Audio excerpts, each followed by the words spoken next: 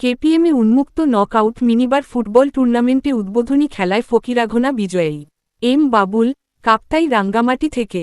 পার্বত্য জেলা রাঙ্গামাটির কাপ্তাইয়ের Karnaphuli paper mills এলাকায় উন্মুক্ত নকআউট মিনিবার ফুটবল টুর্নামেন্টে উদ্বোধনী খেলা অনুষ্ঠিত হয়েছে।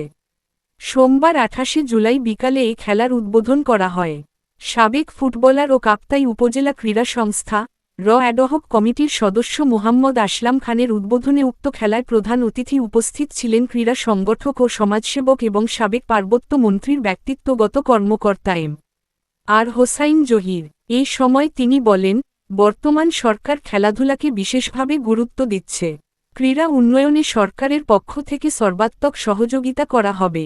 মোহাম্মদ হাবিবুর রহমানের ধারাভাষ্যকারে এ সময় বিশেষ অতিথি হিসাবে উপস্থিত ছিলেন ক্রীড়া ব্যক্তিত্ব এম শাকের হোসেন, কাপ্তাই উপজেলা ছাত্রদলের আহ্বায়ক সেকান্দার আলী রাসেল, ইসমাইল হোসেন লিটন প্রমুখ।